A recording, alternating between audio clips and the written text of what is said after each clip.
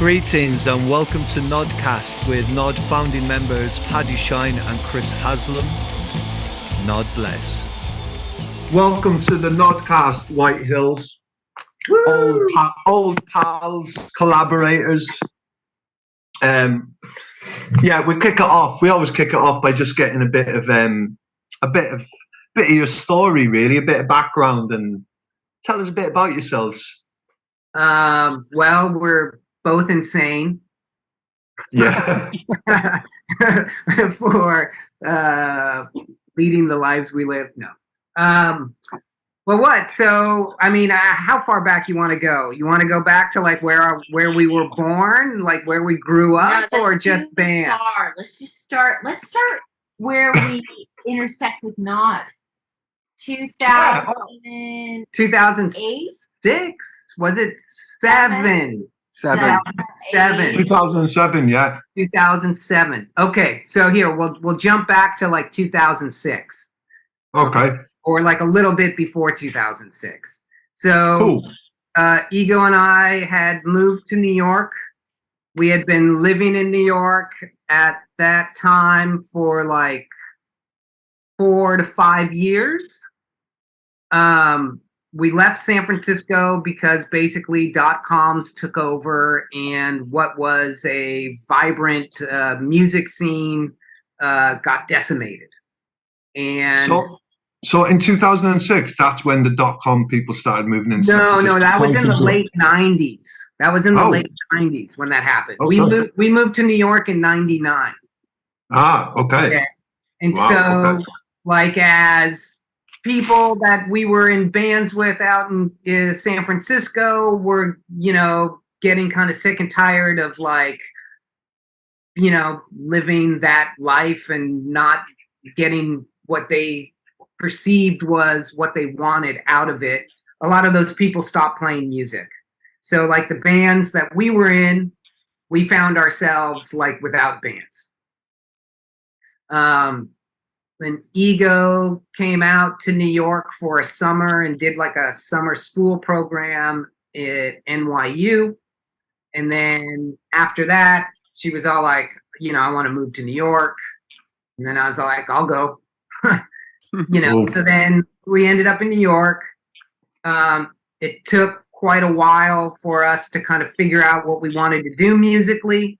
We both had our own bands that we were doing that played around town, but it was kind of funny because it was like I'd be playing guitar and singing when it was my project, and then Ego would be playing guitar and singing when it was her project.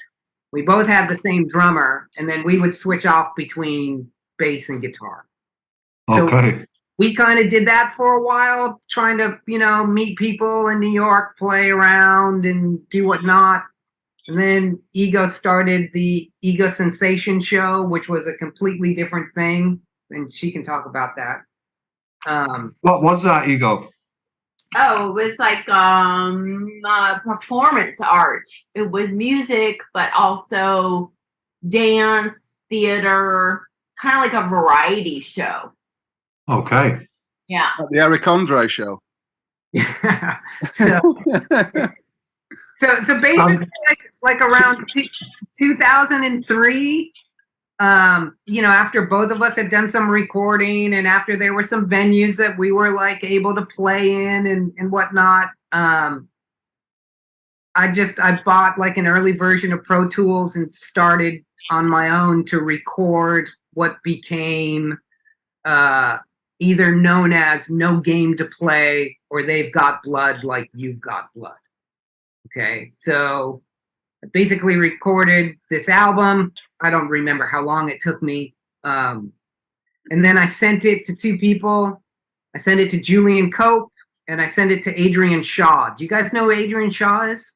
No. He's the guy that's been playing bass with the Bevis Frond. Okay. Yeah, I know. He goes as far back as he was the last bassist in T-Rex.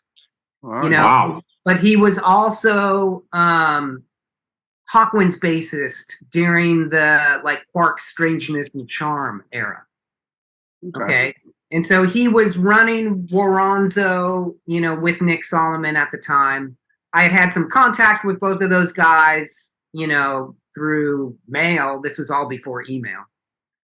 So I had sent Julian a copy of what this No Game to Play was, and I sent one to Adrian. And both of them ended up getting back to me. Adrian was like really into it. Nick was really into it, but they had no money to release anything, so they weren't releasing any other stuff. And when Julian got back to me, he's like, I want to release this. He goes, I don't know when, but he goes, I have this idea. Just, are you cool with it? Just let me work on my time frame kind of thing. And so basically 3 years after having done this was when he released They've Got Blood Like You've Got Blood on Fuck Off and Die. Oh. And that was the impetus really to try to get an actual band together. Because I had sampled the drums on that first release, did everything on my own on it. Okay. It was the first bedroom pop. Yeah. Basically. Bedroom. Yeah. So you hadn't even played a gig in those 3 years. You hadn't Nope. Wow.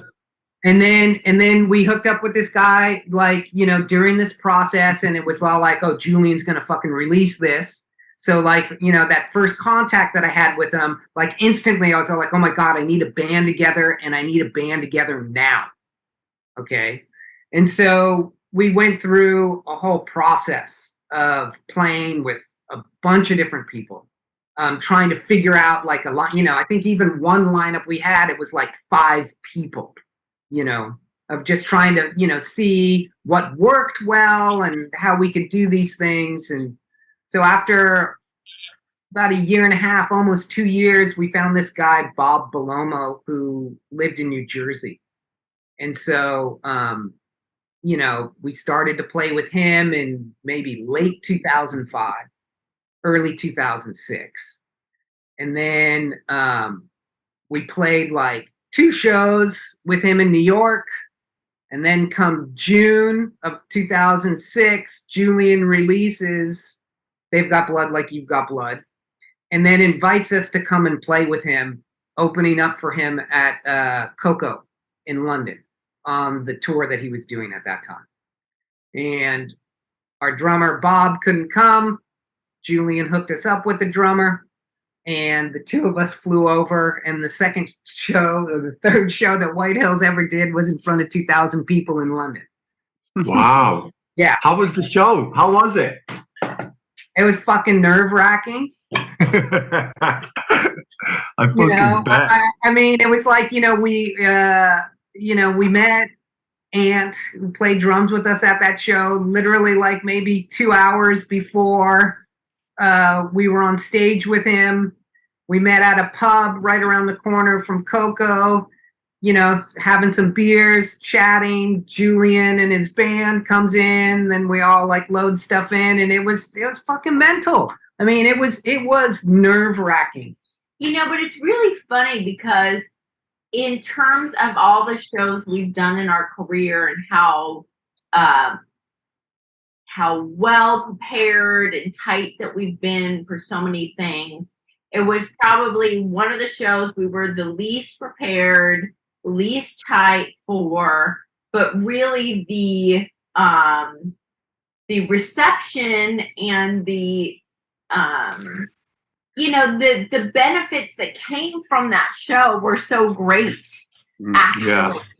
That, it's so interesting because you think of that in terms of your career and how much work you put into things, because of course you want your craft to be really good, but sometimes just pulling something out of your ass is what gets you the furthest, depending on the time or the situation. Yeah, it's all about timing. Yeah. Yeah. And see, so that was the thing, right? It was when Julian called me up and was all like, hey, I want you to open up this show. Right. And so then I, call up our drummer, and I was all like, hey, Bob, it's we got this opportunity, can you do it? And Bob was all like, I can't afford it. I can't afford a ticket over there. And then we were just like, well, fuck that. We aren't going to, and then when I talked to Julian next, he was all like, just come anyways. He's all like, he goes, the two of you just perform just to like the drum backing track that's on the album. He's all like, he goes, or I'll hook you up with someone. I love that. I love that. Yeah. So like, just fucking do it. Yeah, exactly. You don't get anywhere in life if you don't take a risk. Yeah, you don't get those kinds of opportunities every day, for sure. Yeah. And if shit goes down, you better be ready. Yeah, exactly. But so basically, that show in 2006 kind of snowballed everything. Nice. That's what got through Julian and Head Heritage and all that stuff. Chris and Johnny then found out about us, and then got in touch with us about wanting to release something. And we shortly after that show had released like the first proper album of a full band together, Glitter Glamour Atrocity, which, and unbeknownst to us, because it was just self-released, we just paid to press 100 CDs, right? Just hopefully we can sell all these ourselves, kind of thing, and didn't send it to press or anything. Neither of us had any idea what Pitchfork was, and somewhere along the way it got this review on Pitchfork, and then our MySpace page kind of blew up. Yeah. Nice. And yeah, so it's just kind of like this snowball of crap. Yeah, and what was the musical landscape at the time? Because it was obviously what you were doing was fresh, wasn't it? It was, it was kind of like a bit of an outlier in the musical landscape of the time, right? I can't even remember what kind of music, what was happening, who was touring, and what people were listening to, like what pulled people into White Hills, Oh, well, I was just going to say in New York, the kind of music that was happening in New York City was stuff like the Yeah Yeahs, Interpol. Interpol. And then on a more interesting side, Oneida, Liars. Yeah. Act Dice. Mm-hmm. But there wasn't really that kind of. There was no guitar heavy, freak out, spacey, droney. I don't know. Personally, I think White Hills kind of encompasses like such a wide scope of what people will call a genre. And I think that is evident in how, you'll see people write about us as a metal band, or as a drone band, or as a desert rock band. Yeah. As a space band, or a psychedelic band, or whatever, or even punk and industrial, because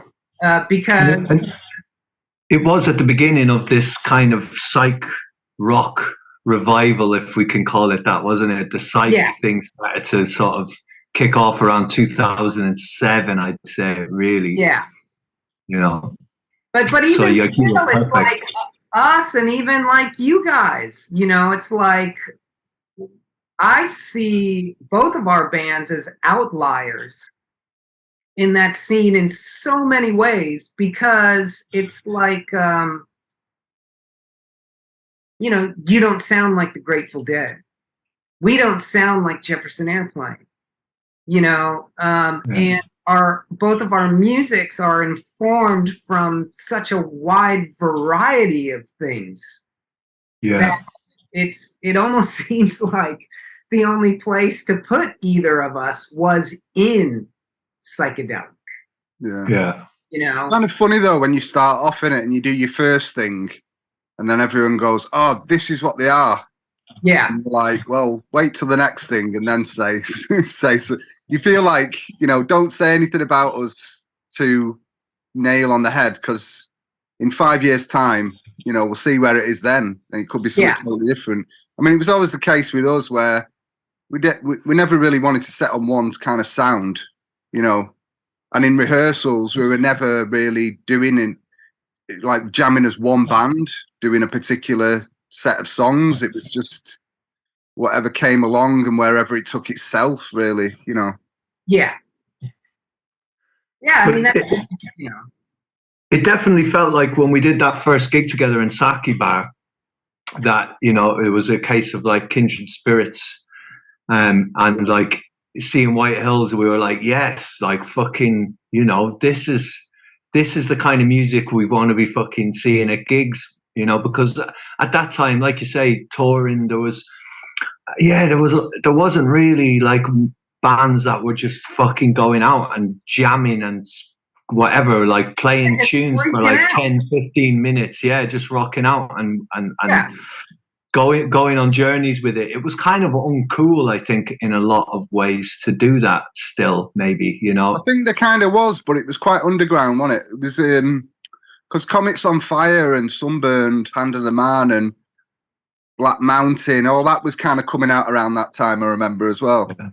Yeah. There was stuff happening, but they were more like almost like folky end of psychedelia, I suppose, or well, they were cool. They were all backed by like, they were all backed by like the Wire magazine, and that they had a kind of like a cool, in inverted commas, sort of thing going on. Whereas like, we were outside of that, you know. But both White Hills and Nod were outside of that. It was like something fresh, and that a lot of people were ready to hear, but a lot of people were also kind of turning their noses up at it in a way, because, you know, it wasn't cool to be whatever playing a track for fucking 20 minutes or, you know. Yeah, using two notes. It was very exciting actually at that time, because there was a bit of a shift, and then obviously loads of bands started to whatever, you know, psych out or whatever the hell you want to call it, you know. Yeah. I mean, definitely, but you know, for me, like a lot of like what is the newer psychedelia,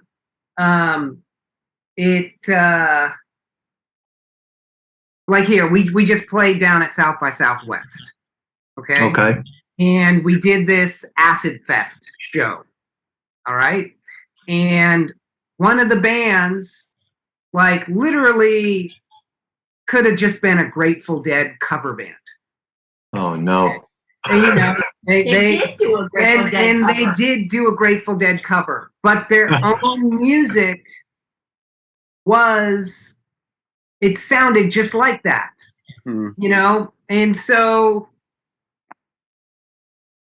I've always been a person that's thought of like the term psychedelic to me has always just been like anything that didn't fit into a norm, right? So it could be noise, but it could be psychedelic if you fucking were able to zone out to it, and like it transcends the music, and you then in turn travel somewhere with it, you know.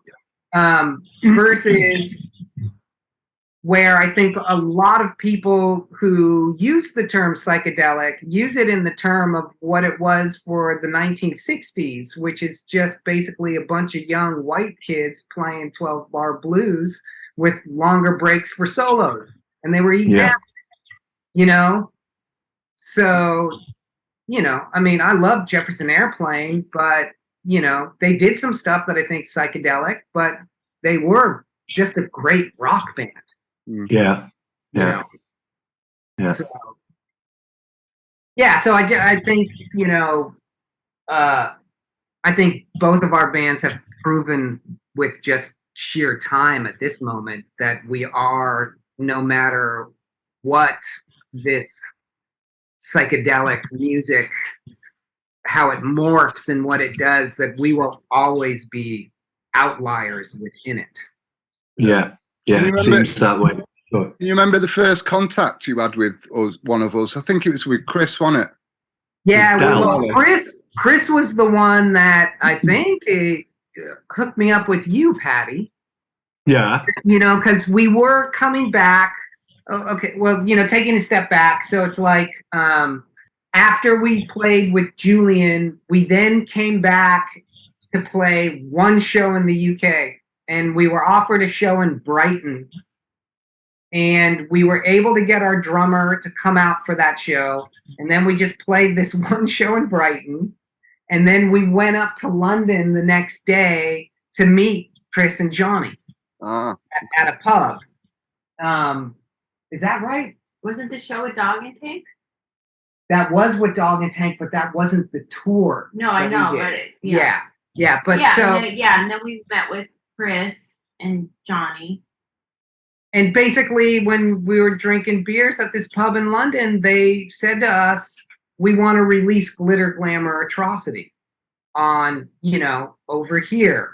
And, you know, we got this label Rocket Recordings. We partner with, you know, Invada, Jeff Barrow from Portishead. You know, we have distribution through Cargo, blah, blah, blah, blah, blah. You know, and we were like, great. You know, but also at that time, we were telling them how we had basically enough material for another album. And they were like, oh, great. So then we can do 2 albums, you know. But what ended up happening is when they went and then in turn talked with Jeff, Jeff said to those guys, well, they already released this record on their own. Why do we want to re-release it? If they have another album, why don't you just ask them for the new album? And so then that's how Heads on Fire came about. Mm-hmm. So then Dog and Tank wanted to do a tour with us in the UK. And that was the show in Manchester that we played with you guys. Yeah. Yeah. Dog and Tank, Whitehills and Nod.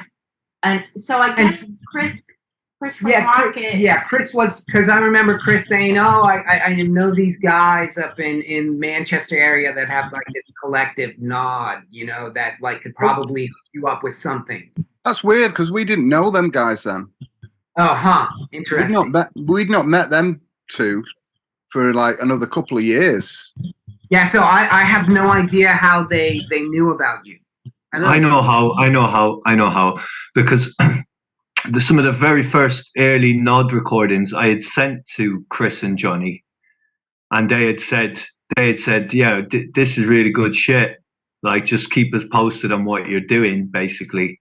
So there was a conversation happening between us. So yeah, that's how it came about, I reckon. They just knew that we were doing stuff up in Manchester. So that was a link for you guys when you came through. And it was our lad Del, who basically was doing this night called Attention All Shipping. And he was sorting it all out, but we were all helping out. We were all on board with it. And that's how the show got booked. Yeah, you know, on that run of shows, because we did like a week with Dog and Tank, but the show that we did with you guys is the one that really sticks out in my head. Yeah, it was a great night. It was a great night in a very special place at a special time. I felt like in Manchester it was just this random fucking, I guess it was like a Turkish, was it a Turkish bar or something? Sushi restaurant? Yeah, I thought. Well, I think of it as a Chinese restaurant. No, it was like a Turkish Middle Eastern vibe because they were smoking hookahs and stuff downstairs, but it was one of the best. I remember I want to say I remember like some beanbag things. Yeah. But, you know, I also remember like I was smoking hash with Doggin, and like little did I know that he was eating the hash as well. Okay. So he had taken like a big chunk of it and just like had it like kind of stuck like, you know, in between his cheek and his gum, and it was just melting. And he says to me, he goes, oh man, I'm really fucked. He's all like, I don't know if I can play tonight. I'm so fucked, man. He's all like, he goes, look at my makeup, because I fucking put the makeup on all fucking wrong. It's all lopsided, you know? And I was all like, well, I said, dude, I'm not that fucking high. he's all like, he goes, yeah, but I'm eating it. He's all like, you should have some too. You know, I was like, I don't know if I want to eat it, you know, if you're as fucking high as you're saying. But anyways, I just remember being really fucking high. And I just remember like, it was just like, it seemed that like everybody that was there, whether you were in the band or you weren't, and I don't even have any recollection on how many people were actually there. But it just seemed like it was an event that everybody was just like super fucking happy, you know? Yeah. And having a fucking great time, you know? And it was just like nothing mattered except for what was going on in that room. Yeah. That was a funny show for Yeah, us because before that as well, we'd always just done it as like, we've done gigs as like guitars and drum kit and like other people playing various things around that. And then I'd broken my collarbone, so I couldn't play bass for 2 months. So I was playing keyboard for that gig, sat down playing keyboard. And we'd never done that setup before, but we just kind of had this gig booked and we thought, well, we're going to have to get around it somehow. Yeah. But we kind of just, it was our first foray into just like changing it up a bit and going a bit more electronic, really. I remember Fish was playing records, wasn't he, during the set as well? He was playing like bird song records and stuff, and there was all sorts of madness going on with that set. Yeah, and obviously Saki Bar at that time was a place where everybody was just getting really fucking stoned or really high on whatever was going on. Yeah. And like, yeah, we were peak. Well, I was definitely peak drugs at that point in my life. So yeah, I mean, Manchester at that time in the gigs, like, especially any Nod show, it was always people were getting fairly high because we were always handing out drugs anyway. So it's kind of perfect scenario for playing fucking weird, you know, heavy music at. Yeah, and you know, ultimately, like probably at that point when we played with you guys, it maybe was like the 6th show we've ever played, you know, because there wasn't necessarily that many opportunities for us in New York at that time to play places. Yeah. You guys living at the House of Doom or something like that? Yeah. Did you stay there? No, but you invited us. You said you're welcome at the House of Doom. House of Doom. Yeah. Castle of Doom. Castle of Doom. Castle of Doom. Oh. The castle, not a house. Yeah, we should have, but it was, you know, Doggin and you know, those guys were from Nottingham and they were all like, oh, it's not that long of a drive. Oh, they wanted to go back. They wanted to go home. You know, yeah. They wanted to stay at home. And was it kind of there and then that we decided to collaborate? Yeah, yeah. I don't know if it was right then, but it was definitely shortly afterwards that that is what Aquarian Downer ended up like happening from. Yeah. Yeah. You know, which I mean, that time, you know, to me, it's just like it was like a golden moment in some ways for an underground band at that time, because you could, one, people were still buying music, right? You know, 2, computers, you had the access to burn your own CDs. Mm-hmm. Yeah. Okay. So you could do all kinds of creative things. And then you had places like, you know, Aquarius Records in San Francisco that were out there seeking, like, you know, all this realm of, you know, I guess what you could say is its version of cassette culture. Yeah. You know? Yeah, CDR culture. CDR culture was fucking amazing. Yeah. Like, I remember going to see Sunburn Hand of the Man, and they must have had like 200 different CDRs that they were obviously just burning on the road. And we went to see them. They just like, at one point they were just like, oh, just take them. You know, like they stopped selling them to us. They were like, just fucking take them, man. But that was great because we used to do that in the early days. We used to just go to other people's gigs and give our CDRs out to people and say, yeah, if you like this, have a listen to this, And Yeah. it was a really great way of spreading the vibe. And it was like a golden moment because, people were still buying music, but we had MySpace to spread the word on the internet, Yeah. So, it was a good time. And like, so we did Aquarian Downer. So that was 2007 and 2008.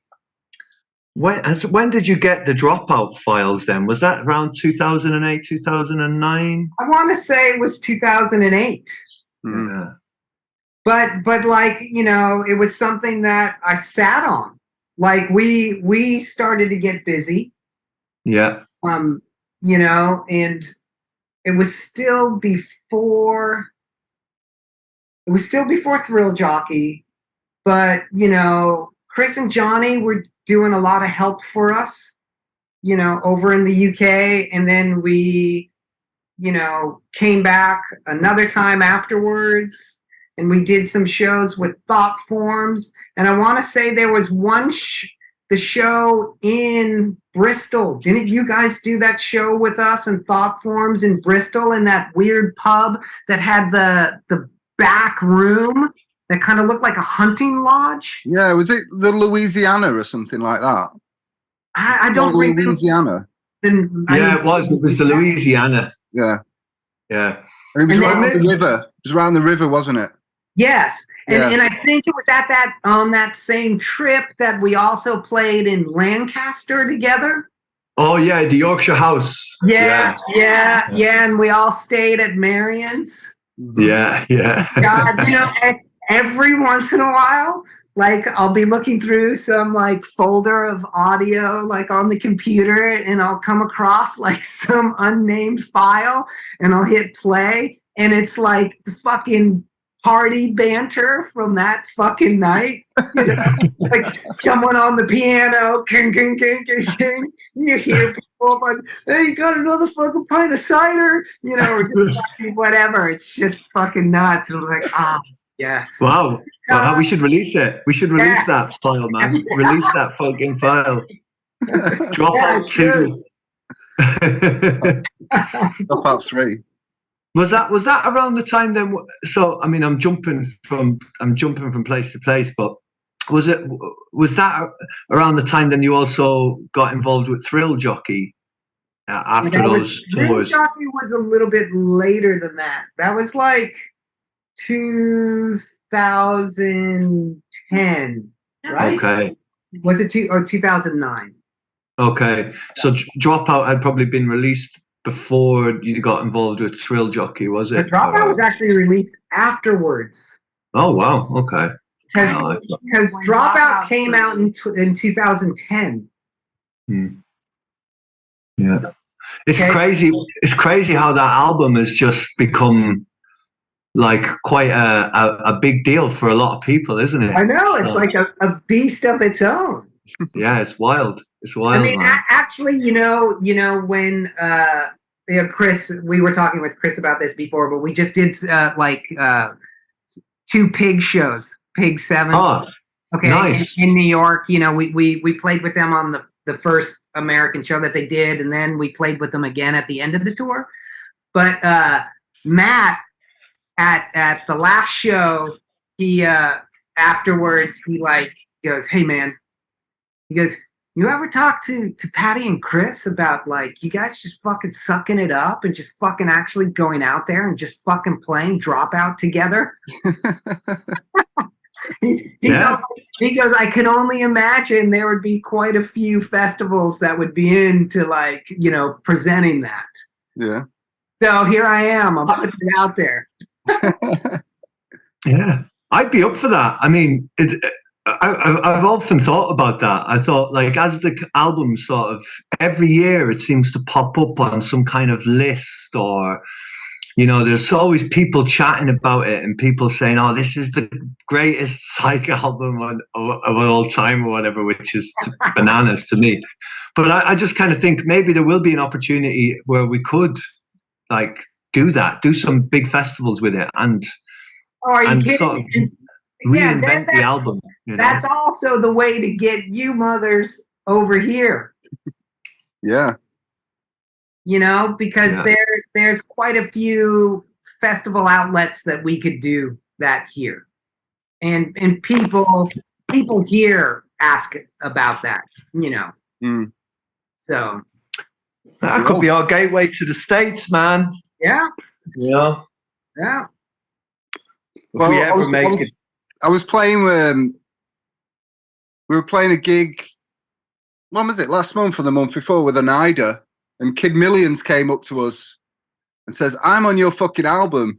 Yeah, yeah. What album? And he's like, "Dropout." I was a drummer. I was like, "Oh fuck yeah, of course you do."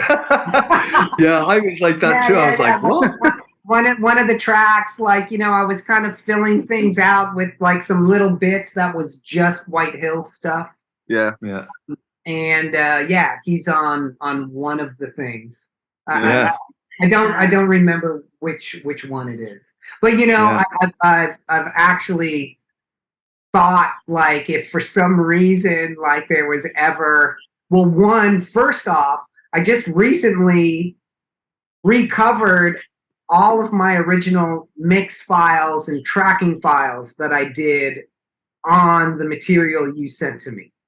Okay. Because that stuff was lost for a long time on a hard drive that had died. Okay. And so just recently got that recovered, and I haven't opened it up to listen to the things, to, you know, like to reinvestigate, like, you know, bits that I didn't use, or like why I edited a song a certain way that I edited it.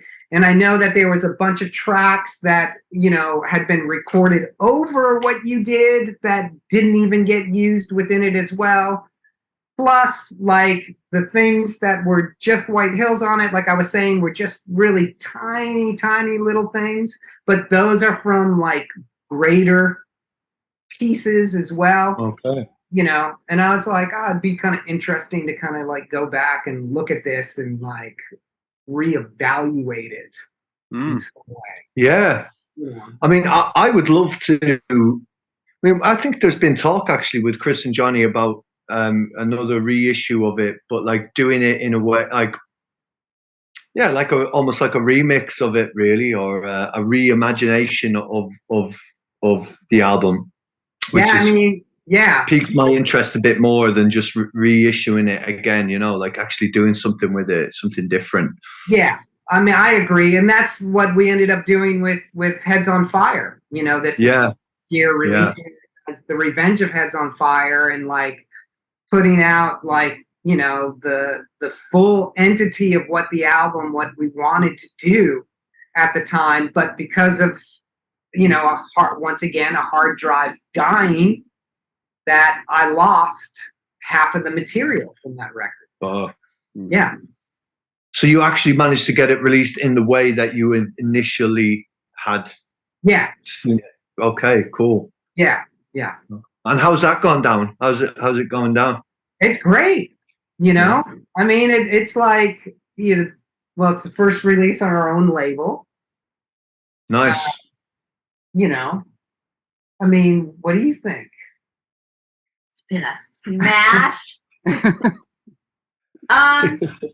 Yeah, it's the first it's our first foray on our own label, which is Heads on Fire Industries.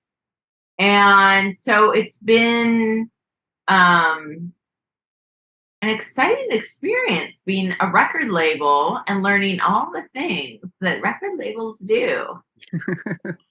To do. Yeah, you know, it's the amount of work is like tenfold more.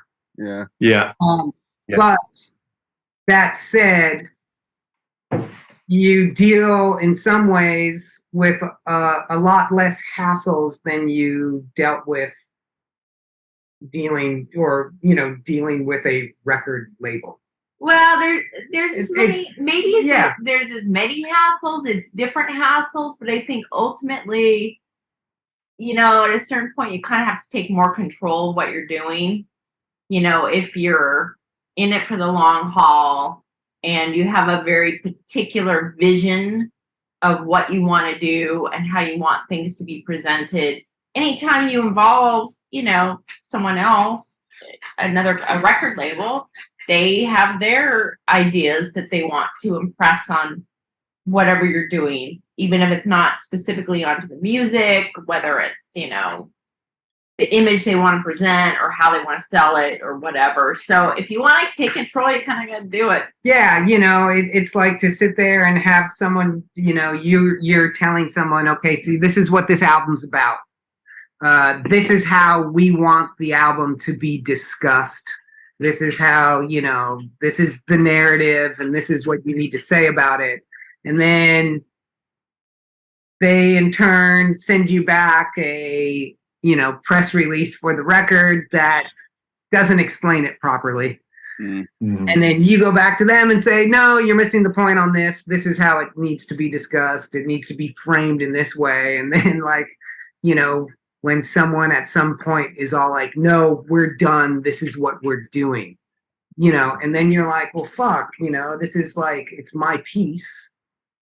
Like, what about actually selling it? So I mean, like, obviously the environment of which we release music on now is absolutely insane. So as you set up a label, are you basing it mainly on like, right, we're going to try and just sell loads of like physical records? Or are you like, how are you navigating the digital sphere of it, Spotify, fucking all that stuff? Are you going down that route with it? Because you kind of have to. So we have a distribution deal with Cargo. So you know, they produce the physical product, and so, you know, we're selling, you know, a physical product, the vinyl, the different vinyl variants, and CDs. And then we're kind of experimenting more with, in terms of the streaming side of things, is this whole singles thing, you know, that you really, in order to get kind of more action on the streaming services, you know, we're always inclined to we think of our music as an album. We want you to listen to it. We want you to put on side A and listen till the end, but that's not generally how the majority of people listen to music, right? They like to pick and choose songs and put them together. Yeah. So when we released the album, we released it on streaming services in singles. You know, so you announce the album, and when you announce it, you put out the first single. And then a few weeks later, you put out the second single. And I don't know, I think we did 4 singles. We did 4 singles. Yeah. So then on release day, you release the 4th single. And the whole point is that then you're sort of building up the album, so it's starting to get some more listens before it's actually out. Okay. Because I mean, it's like, when was it? Like 2018, 2019, you know, our friend, David Wrench, you know, he's the mixer, producer. He has that band Audiobooks, and he's the one that recorded and produced our album Walks for Motorists. Yeah. He was out in the US, like, trying to drum up some mixing business. And at that time, he was saying that, like, every label person that he was speaking to, they weren't concerned with albums at all. They could care less about albums, and that the future was just singles. And all that they wanted was singles for streaming platforms. And it's like, that's ultimately what it is. So it's like, actually right now, this year, we're experimenting with releasing a single every 4 months, right? 3 months? Every 2 months. To see, you know, because it's like, you know, all this algorithm crap and all this stuff that I hate talking about, but it's like, it's such an unfortunate reality of the situation right now, right? Yeah. In order to maintain like numbers, you need to be feeding this fucking beast. Well, I think the thing is that, you know, as artists, we like making albums, and we're always going to make albums because that's the way that we think of music, and that's the way that we like to express our musical ideas. I mean, that's well, I shouldn't say that's always how we're going to do it. Who knows what the future's going to be, but that's how we like to do. That's how we like to do business. We create albums, what we do, right? But we create all kinds of music all the time. It's not like we make an album and then we don't do anything. We're always creating music. And so, but you know, as you keep going on in the music business, whether you think of it as the music business or not, we are in the business of going out playing shows and putting out records. You're trying to find this balance between how can I do what I do in the way that I like to do it, but how am I going to be able to reach more people so I can do what I want to do more, right? So that's why we started looking at how can we release more music in that bite-sized way that people seem to like to get it, in conjunction with our normal way of putting out an album every year or 2 years or whatever. Yeah. So It has become really mad, hasn't it? Like navigating this fucking whole. I mean, do you just leave that to Chris and Johnny to deal with? Pretty much, yeah. Pretty much. I mean, those guys, they've kind of got it down, and like, yeah, we have a good thing. I mean, with Nod, we just really concentrate on just getting an album together, and I'll be honest, I don't really think of it beyond that in regards to, I mean, me and Chris have been having conversations about streaming recently. Chris has got a very pragmatic and sensible approach to it, and I'm like, we should just take everything off fucking Spotify. We just fuck it all. I'm like, I don't give a damn. I don't want people to be listening to crap MP3s on Spotify, you know. Like, I have a bit more of a sort of reactionary kind of like, there has to be a different way of doing this. But Chris has got a very sensible approach, which makes a lot of sense, which is, and hearing what you're saying, this idea of releasing singles and stuff, like, yeah, I guess thinking about it, I think that's how it's been working for us, isn't it? Like we the last few albums, we've been releasing a lot more singles from him than we would normally do, just for the digital realm. But it's all really boring, isn't it? It's all really like the algorithm stuff and all that. It's like, it's really, I don't know. I tend to stay away from it because, like you were saying, it's shit to think about and shit to talk about. Yeah, and especially. I don't know what to. I just don't know where I am with it. All I know is that there's like, I've got to make some music and exactly. do some gigs, whatever it takes to get out there and keep doing it. You know. Yeah, like the last thing I want to ever call myself or identify as is a content creator. Yeah. You know, it's like, fuck you. You know, it's like what a way to take the magic out of writing music, to call your music content.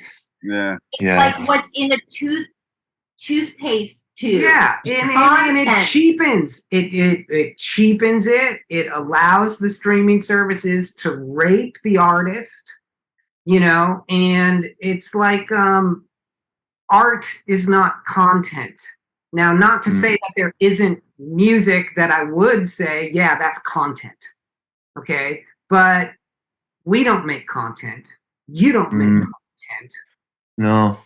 But maybe we should. Maybe we should all start. Maybe we should like do a version of Dropout that is specifically for content on Instagram and TikTok so that people can use it. Yeah, people can use it for like 30 seconds and we can just get it shared and spread all over the fucking world and have people like whatever the fuck they do dancing to it and whatever, chopping their fingers off to it. We can do like what Devo did, right? They did Devo Easy Listening. They made elevator the Muzak versions. Yeah. Yeah.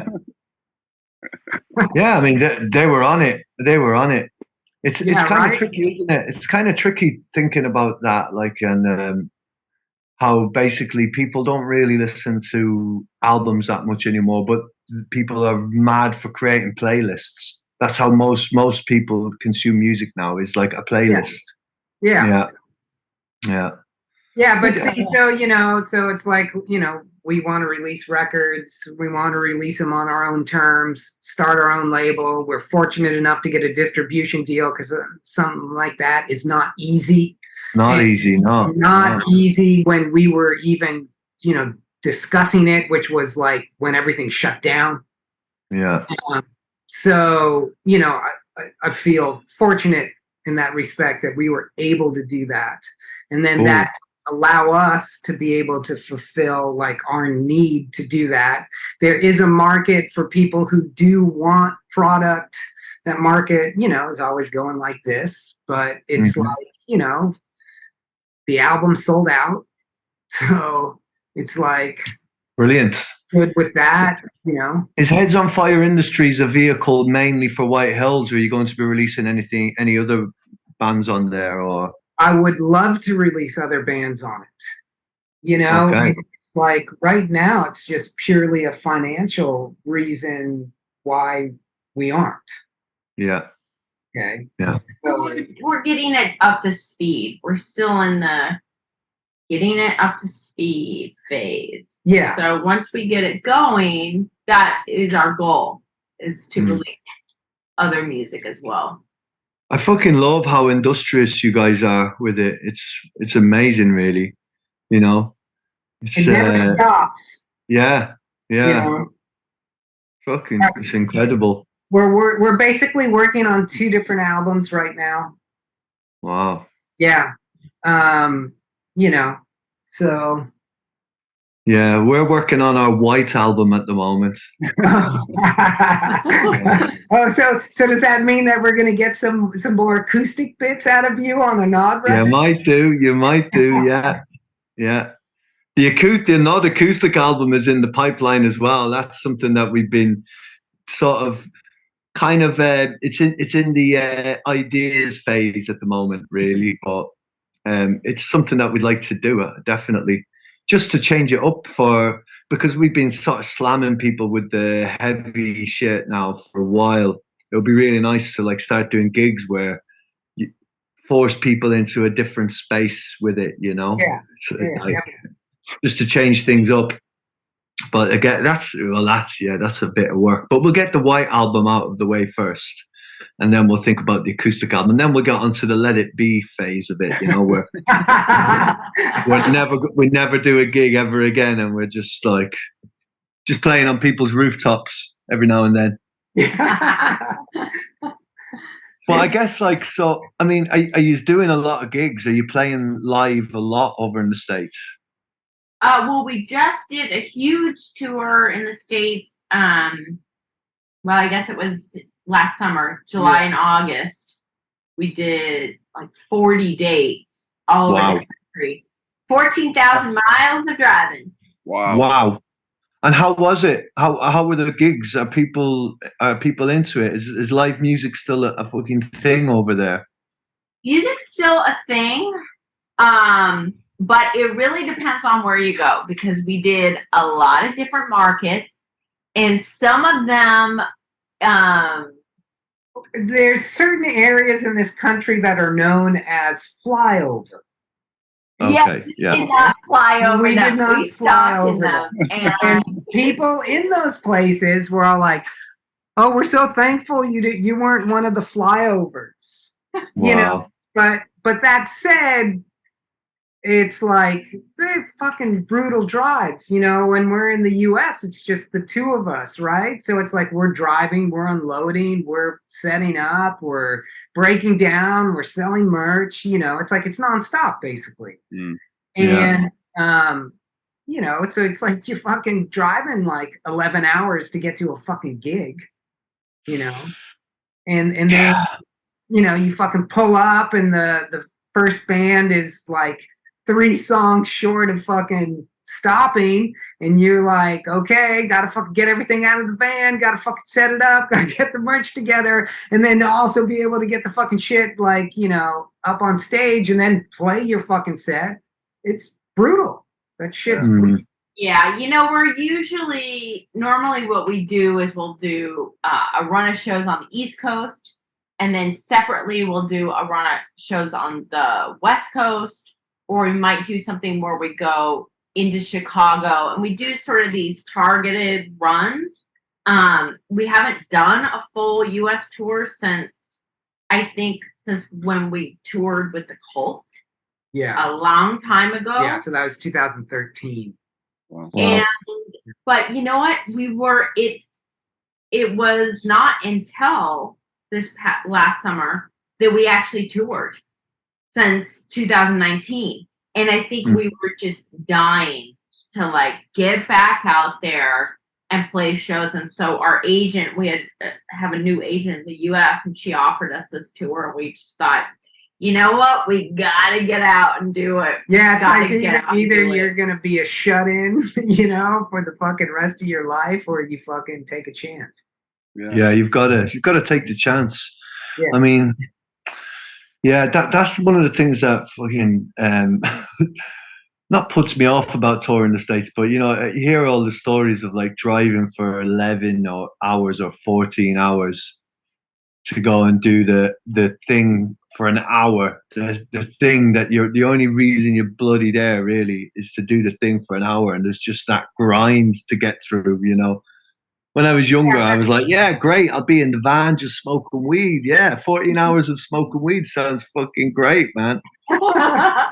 But now it's just like, oof, God, that's a grind and a half, you know. Yeah, that's why it's like you do, you know, like what Pigs did, right? You do your fucking East Coast, you know, and then they flew to Texas, and then they did Texas, and then they flew to the West Coast, do the West Coast, Canada, you know, maybe Mexico, right? And then you fucking like, you know, fly back to Chicago. Chicago's not that far from New York, right? Then you do like, you know, Illinois, Indiana, whatever, Pennsylvania, Toronto, upstate New York, and whatever. But you know, you've got to want to do it. It's all complicated. There's ways to do it. Yeah, exactly. Yeah. But you just are you guys on the same agency as Pigs? No. Same booking agent? No. Because they're quite. I mean, the Pigs guys anyway. Beatty and that they're well up on the music industry shit. Anyway, they work in the music industry in other ways. Like they're fairly clever when it comes to doing things like that. You know, they're on it. They're very on it, guys. Yeah, they had it really together. I was like, wow, man, you know, yeah. I think all their stuff is really good in the States. And so were their gigs good? Yeah, was it well attended? Was it like? Oh yeah. They were both sellouts. Yeah. Right. I think even their West Coast shows that. A lot, yeah. Like, they had a lot of sold out shows. Yeah. I don't think they had like any show that was poorly attended. Wow. I'm delighted for them, man. That's good. That's really good to hear. Yeah. You know, but it's also interesting, right? Because you know, it's like this new record. They have a company in North America that released it. Okay. Well. And that company previously was just a PR company. Right. You know, so it's like it seemed to me that that company really had it together with promoting like everything that they were doing out here. You know, which I know there's some people in the business that are all like, no, you don't need to do that, like whatever. But it's like, you need to. You know, who's going to find out about it if no one's talking about it? Exactly, yeah. And like, especially now that there's like, I don't know, so much distraction, there's so many bloody bands, and so, yeah, I don't know. I mean, the thing for us, like touring for us in the UK and in Europe, even with the COVID stuff, it's not really changed that much, you know. It's not really. I mean, it's stepped up a bit, actually, hasn't it, Chris? No, it has stepped up a lot. Like what you were saying before about the Liverpool Psych Fest, the guy's demographic being whatever age range, 40s to whatever 50s. What we noticed that post-COVID, doing our gigs, there was loads of kids coming to our shows. When I say kids, like 20-something-year-olds singing the fucking words of the songs down the front, and it was like, whoa, wait a minute, this is new. Like this is new. Like heads like fucking singing along to the tracks and mosh pits of young people. We noticed that in mainland Europe. You know, we noticed that there was like younger people at the shows, which felt great, you know. Yeah. I mean, it's like after we did Only Lovers Left Alive, like that was like the first time that we started to see younger people coming to our shows, you know. Dressed as vampires. Yeah. Yeah, all goth like. Yeah. All the little gothy kids. Cool. Yeah, it was great. You know, so yeah, but then I watched that film again recently. It's so fucking good. It's such a good movie, man. I love it.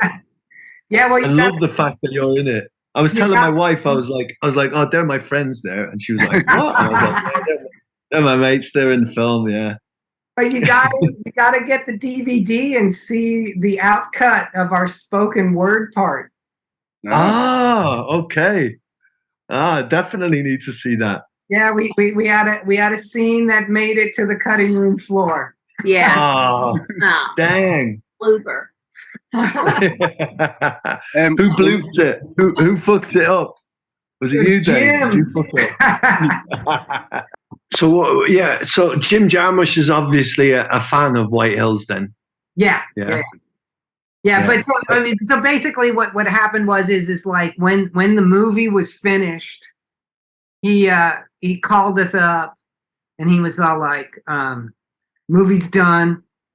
Okay, this is when it's gonna come out. You know, we want to do this big promotional tour. Are you guys in? We're like, yeah, definitely, we're in. And then he's all like, and he goes, and I just want you to know that your spoken word bit didn't make it into the film. And he goes, and then he was like, it wasn't because of you guys. He's all like, yeah, okay, so what we were supposed to do is, you know, it's vampires, right? Vampires don't see their reflection in the mirror. Okay? So he had 2 scenes where there was going to be a mirror gag. Okay? So one of them was our scene. So it's like after we play, we're then sitting at a table, having a drink, and there's like this action that ensues with the other characters, and then the vampires have to exit real quick. There's a mirror right next to us. Like, I think I was looking at the characters leaving, but Ego's looking in the mirror, and then you weren't supposed to see the people in the mirror, and then it was this like, Ego's all like, did you see that? And I go, what? Like, that's the only words. Those were our lines. Okay. So that scene actually took quite a long time to shoot because they were only shooting it with one camera when they really needed a multi-camera shot in order to do it correctly. So that took a really long time to shoot just that one little bit. But what Jim said is he goes, the other mirror gag happened like outside of the home where they were shooting in Detroit. Okay.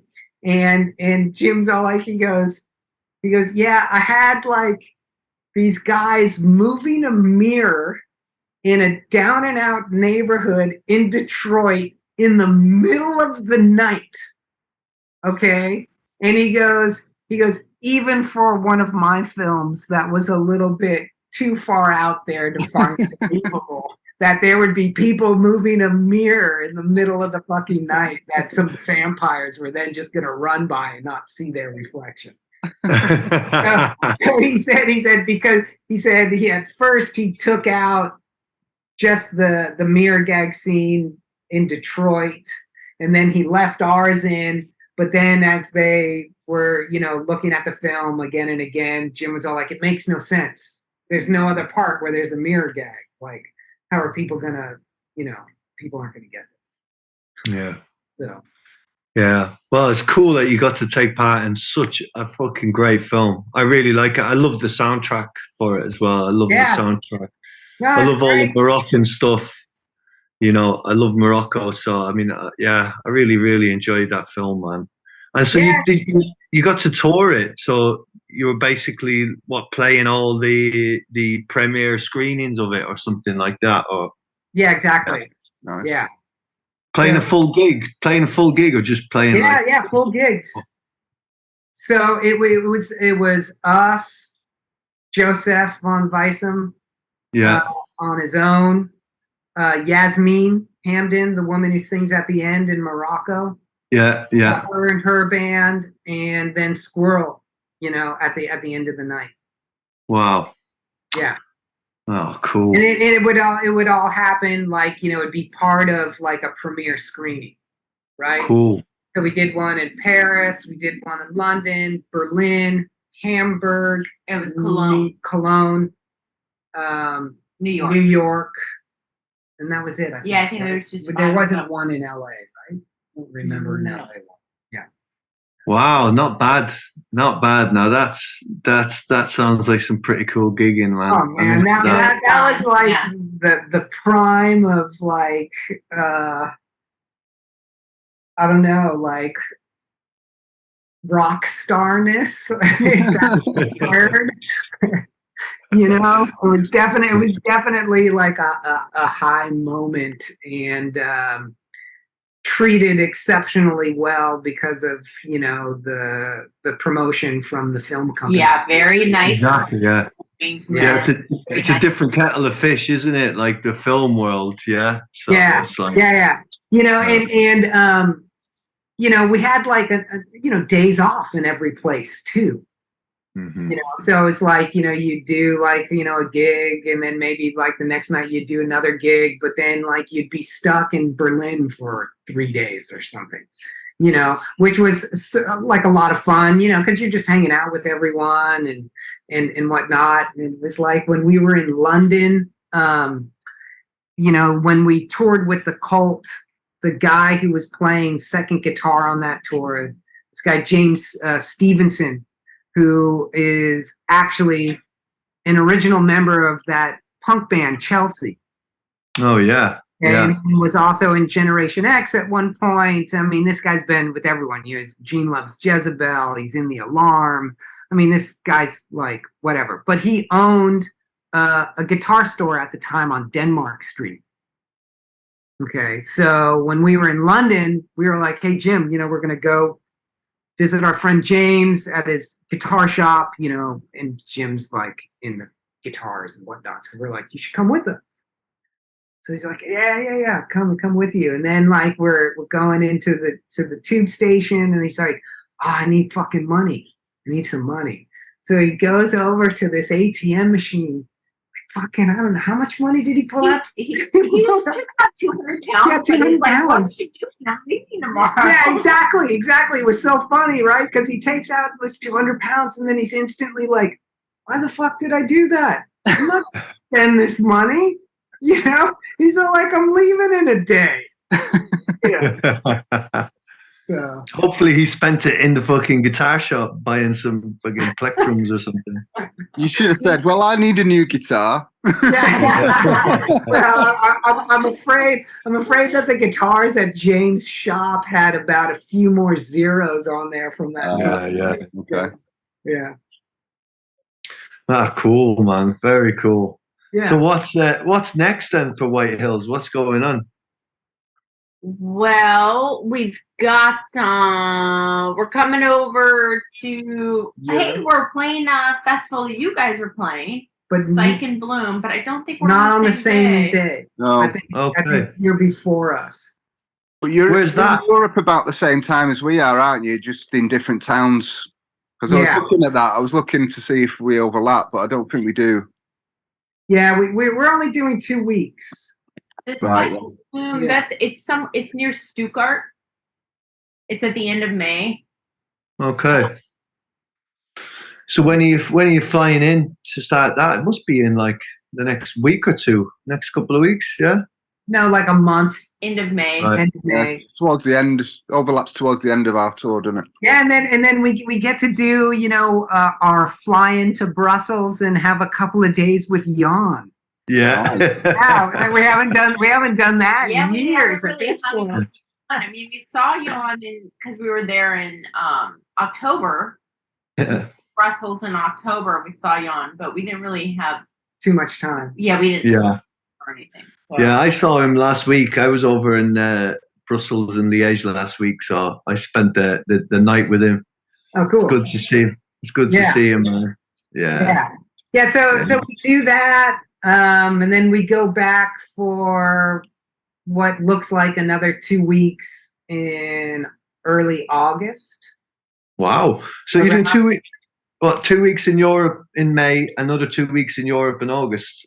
That's what it looks like at this point. Yeah. Okay. Interesting. Interesting. And then we were going to come back, or there was some stuff in early September, but we ended up like it definitely wasn't going to work out for us to be able to just stay in Europe to then do the September stuff. So we ended up like backing out of that stuff just because costs of flights are so fucking out of control right now.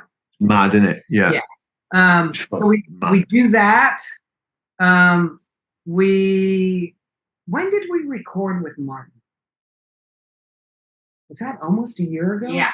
Okay, so like almost a year ago, we went back into Martin VC's studio in Gowanus, Brooklyn, and tracked what is going to be the next album.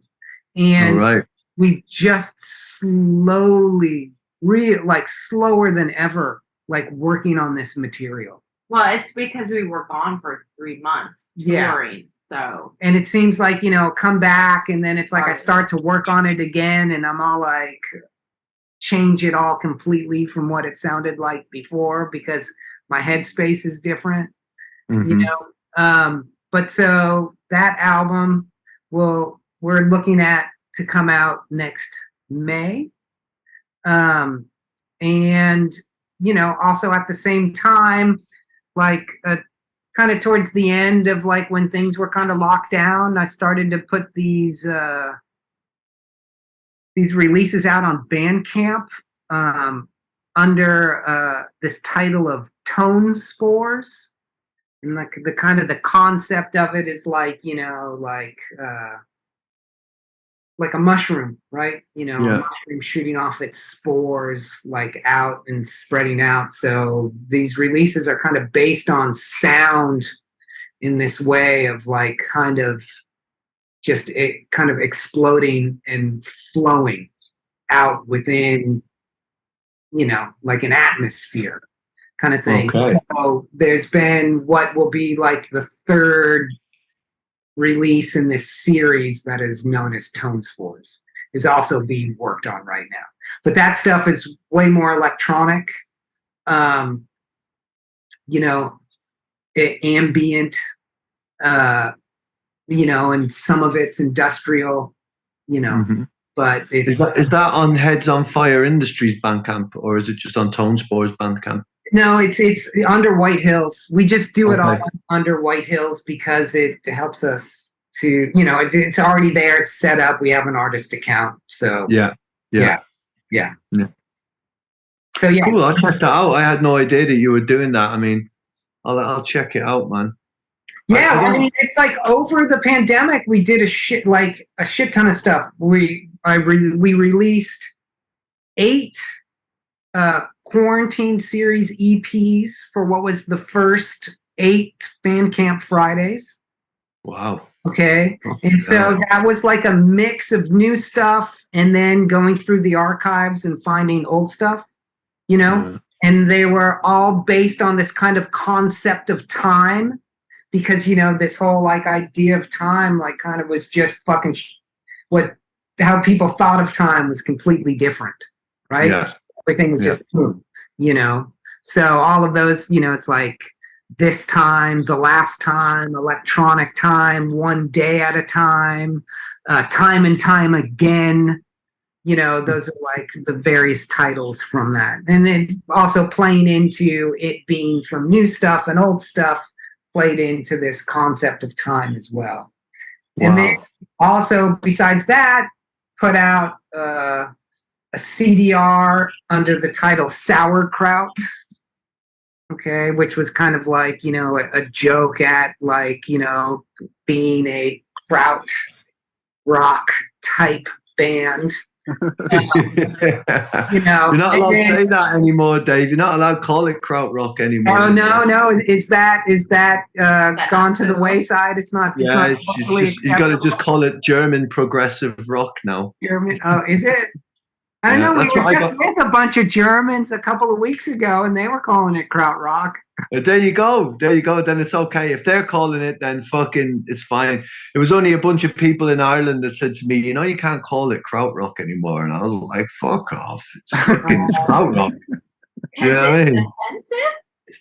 Well, I guess apparently so. It's like somebody said to me as well. There's some sensitive people out there. I was talking about Eastern mysticism with somebody, and they said to me, you can't call it Eastern mysticism anymore.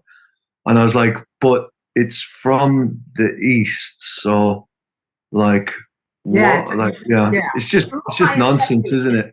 Yeah. Well, it's so I sell collectible records on Discogs. Okay. Yeah. And is that how you make your millions? Yeah. Yeah. Well, I wish it was millions, but it's one of the many ways. You saw Eddie Pie hands. I got like a little bit here and a little bit there.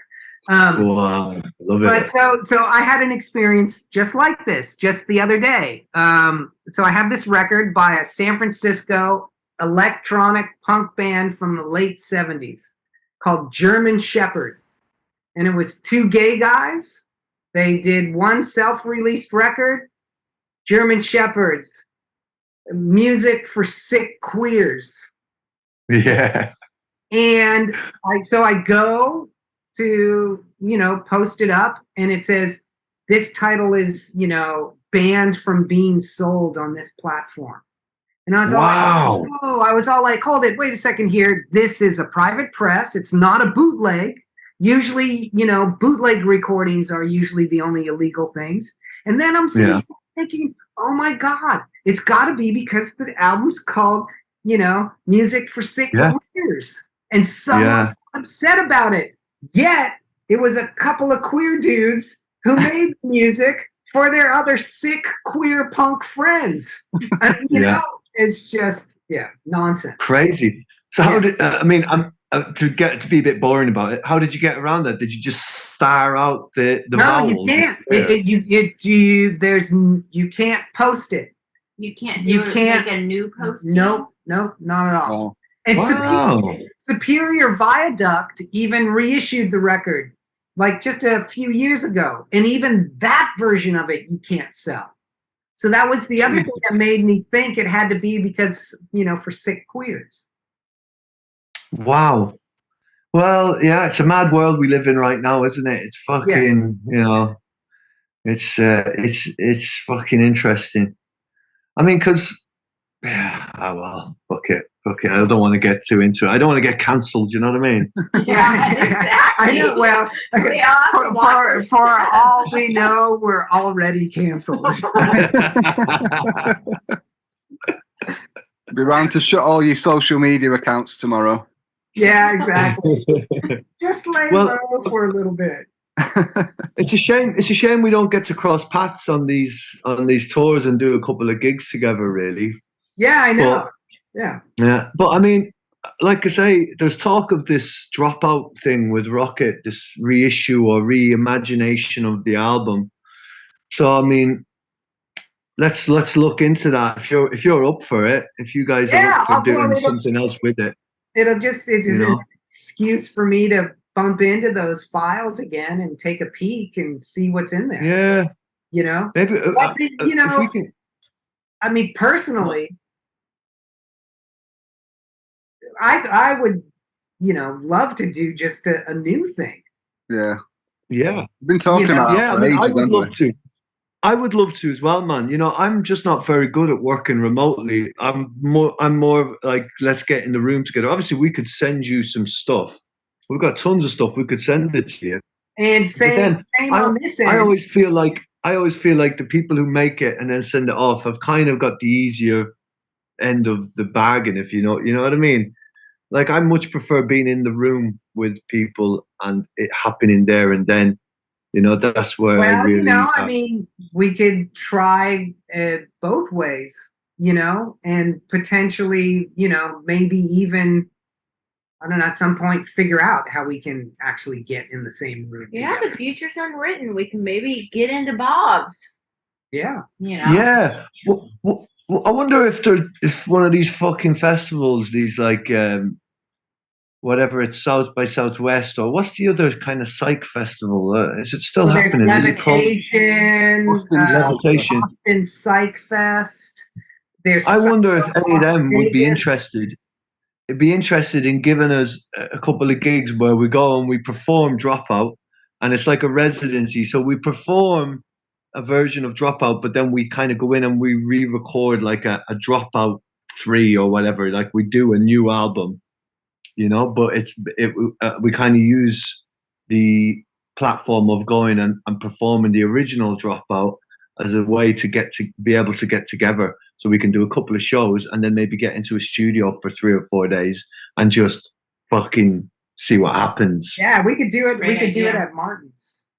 Oh yeah. Yeah, Get then cooking. you can be in the space that, like, Swans did all their early records in. Yeah, that'd be nice. Soak up some of them vibes. I've soaked up enough of Michael Gera's vibes. Actually, I don't need any more. When he stayed at the mill, I probably shouldn't be admitting this, but I'm going to do it anyway. So I don't, because I don't give a fuck. But when he stayed at the mill, they stayed at the B&B at the mill, and I was cleaning the mill at the time. I was like looking after the B&B and stuff. So I went downstairs because I was like, well, Swans are downstairs. I'm just going to have to go down and sort of pretend I'm making everybody coffee or whatever. I went downstairs and Thor was kicking around, and I gave Thor a tour of the building, and we had a little walk around the mill, and we had a nice conversation. He was a very nice chap. And then we came back into the B&B room, and Gira had come out of his bedroom with like his 10-gallon hat on and stuff, and like looking moody, and I made him a coffee. And then they got off, they went in their van to go to the next gig, and I just went straight into Michael Gera's bedroom and just jumped in his bed for 10 minutes and just lay there. I just lay there going, come on, give it to me, give me some of these vibes. Did you turn over and give his pillow a good sniff? I did, actually, yeah. I don't mind admitting that I did.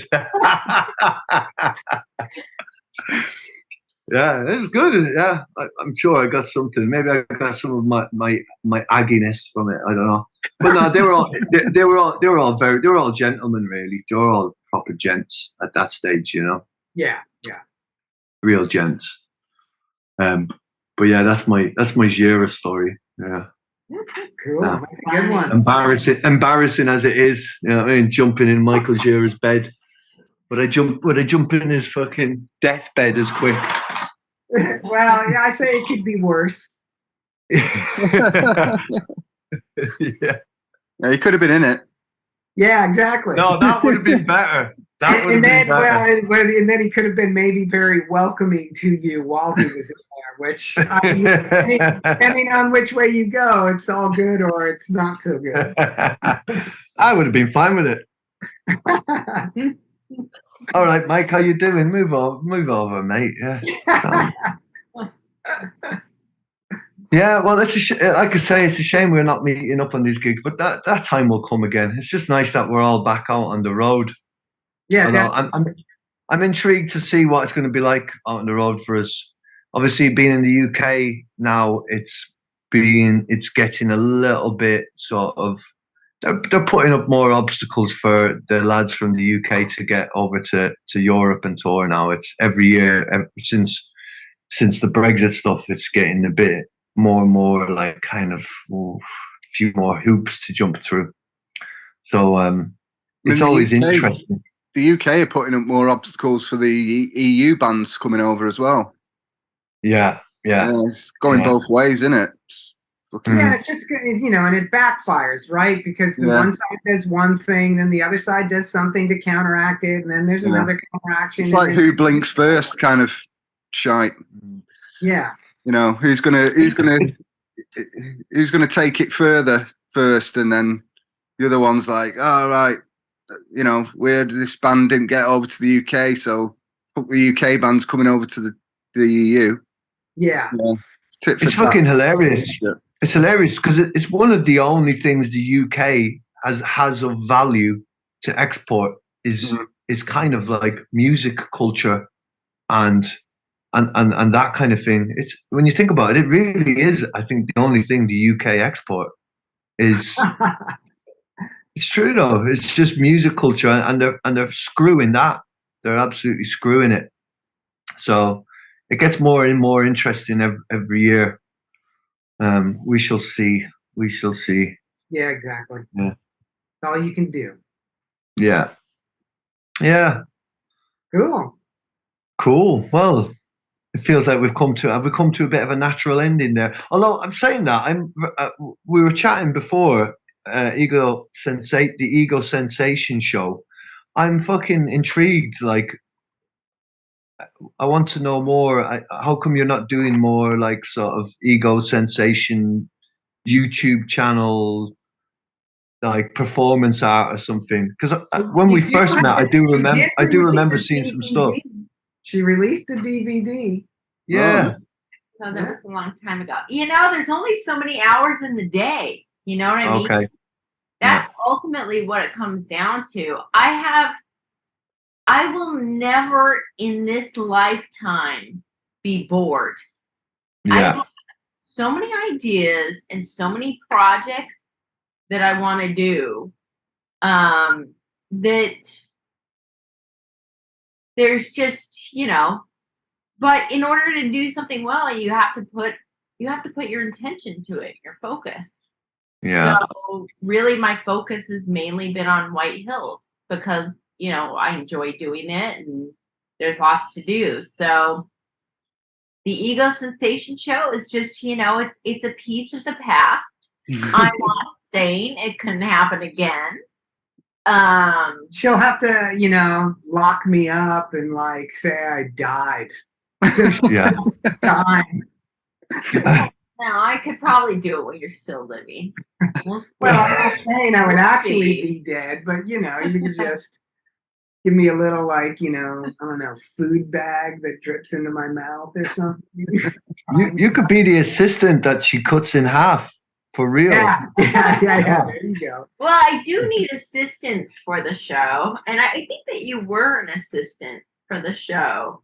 The show had a limited run in New York City. I actually did a series of live shows. Yeah, this great space that's not there anymore called Collective Unconscious. And they when you walked into this space, they had a massive Tesla coil that was just fucking on, right? Not only was it just on, but it didn't have like a fence around it. You can fucking like walk right up to this thing. And it's just wow. Fucking bonkers. Sounds like wow.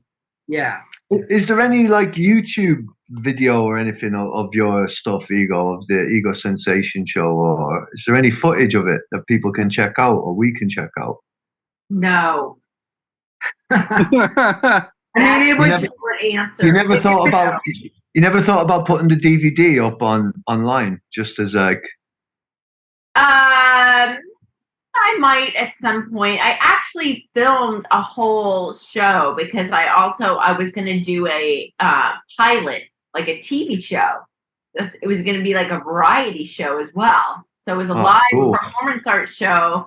And then there was the TV show, and I shot all kinds of great scenes for it. We did a scene at Coney Island.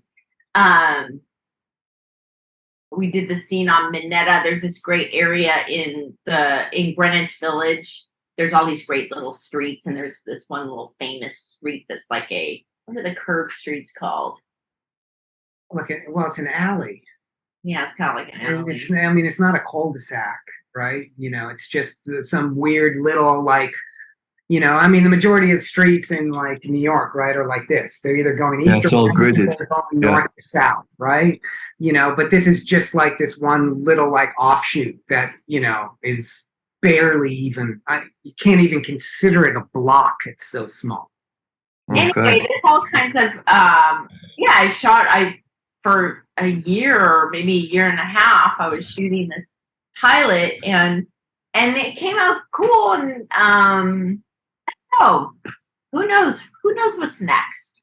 Yeah, I'd like to see that. I would love to see that stuff. I'm into that stuff. One day. My wife is a performance artist, and she's been opening my eyes to more of that kind of stuff.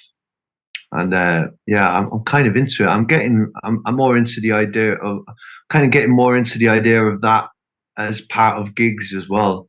Like we just did Faust just recently played in Manchester, and they invited me along to do something, and I was like, what am I going to do? Like shake a tambourine? That's what I was initially going to do, just shake a bloody tambourine. And then I was like, no, I'll bring my tarot deck and I'll set up a little table with some flowers and stuff in the middle of the crowd, and I'll just draw cards and just do some tarot readings, and then hand stuff out to people and hand flowers around. And you know what? It was a proper like kind of a situationist kind of vibe. It ended up becoming a little bit of a situationist thing, and I fucking loved it. I really, really enjoyed it. I enjoyed it as much as playing my guitar on a stage or whatever. I got a real kick out of it, and it's made me feel like, oh yeah, I want to do more stuff like this, like sort of. Yeah, I mean, we've always been like that too. We've had Buto dancers like, fucking perform with us on stage, Cool. Yeah. I mean, I like that kind of shit too. Like, yeah. It takes it out of the context of what is the preconceived notion of a rock show. Mm-hmm. Totally, yeah. And Faust are the masters of that anyway. They've always had either people ironing or just random shit happening. Somebody swinging a fucking chainsaw around, nice. And I tell you what, as well, Faust, Jean Hervé, 74 years of age, and still vital, still absolutely vital. Fucking great band, putting on a great show. Pushing it, like, loads of like not playing it safe, making it weird, and just like really, really inspiring. Really, really inspiring. Yeah, that's like the same thing with like, Marshall Allen and like Sun Ra. I mean, it's like the guy fucking blows my mind every time I see him. It's just like I can't believe he's 98. Yeah. And he's like blowing that horn like he's 20. Yeah. Yeah, it's incredible. Yeah. Incredible, man. Inspiring. Oh, fucking Jesus. How to imagine being 98 and still being bothered to go out and do a gig. Yeah. Well, it's probably the thing that keeps him alive. Yeah. I'd say so, yeah. I'd say so. When he stops blowing on that horn, that's when it's game over, really. Yeah, exactly. Cool. All right. Well, yeah, Knight, really lovely chatting to you both. I feel like we could just be going on and on and on for hours and hours, really. Yeah, I'm sure we probably could go all night long. I mean, we could. It'd be really nice to do this again when you've got, especially when you maybe got a new album coming out or something, so we can talk about that and just, because this Nodcast thing, we're in this, I think, this podcasting thing for the long haul because we're really enjoying chatting to people. But whenever we chat to people, we always feel like, we should be doing this for longer, but a 3 or 4 hour long podcast might be a bit much, but we just try and keep in touch with you, and like anytime you've got something going on, we can do this again for another hour or so, Sure, would love to. Yeah, definitely. Yeah. All right. Yeah, nice. Yeah, lovely. Nice one, guys. Thanks for doing it. Yeah, thanks for having us. And thanks for doing it. Yeah, always great seeing you guys. Yeah, it's a lovely excuse to just catch up, really. You know what I mean? So yeah, really nice to catch up. Yeah, definitely. Cool. All right. Take it Right. easy. Ciao. All right. Until next time.